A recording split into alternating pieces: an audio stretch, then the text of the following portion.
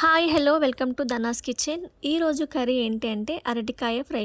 చాలామంది తినడానికి ఇష్టపడరు, కానీ టేస్ట్ మాత్రం చాలా బాగుంటుంది. సాంబార్లోకైనా రసంలోకైనా అంచుకు వేసుకొని తింటే మాత్రం చాలా బాగుంటుంది. ఎలా ప్రిపేర్ చేయాలో చూసేద్దాం. ముందుగా అరటికాయలను బాగా వాష్ చేసి తీసుకోవాలి. ఇలా అటు సైడు ఇటు సైడు రెండు పక్కల ఇలా కొద్ది కొద్దిగా కట్ చేసుకోవాలి.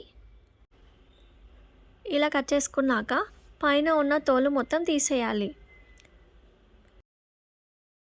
ఇక్కడ చూపిస్తున్న విధంగా మొత్తం తోలు మొత్తం తీసేయాలి. సో ఫైనల్లీ ఇలా మొత్తం తీసాక వీటిని చిన్న చిన్న ముక్కలుగా కట్ చేసుకోవాలి.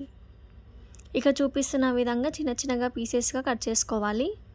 మరీ పెద్ద సైజులా కాకుండా ఇలా చిన్న చిన్న పీసెస్గా కట్ చేసుకొని ఒక బౌల్లోకి సాల్ట్ వాటర్లో వీటిని వేసుకోవాలి. ఎందుకంటే నల్లబడిపోతాయి కాబట్టి సాల్ట్ వాటర్లో వేసుకోవాలి. అన్నీ ఇలాగే కట్ చేసుకొని పక్కన పెట్టుకోండి.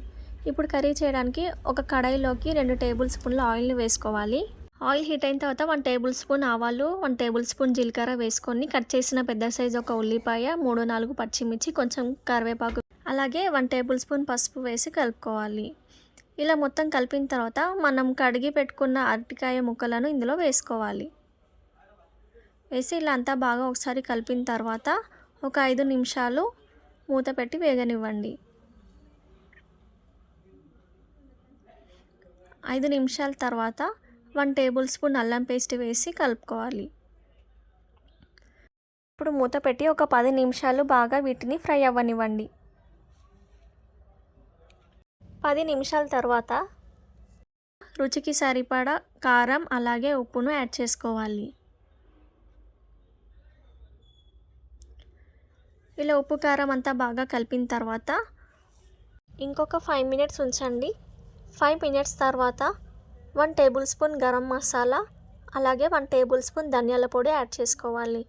అలాగే కొంచెం కొత్తిమీర, ఇవన్నీ బాగా కలిసేటట్టు కలుపుకోవాలి.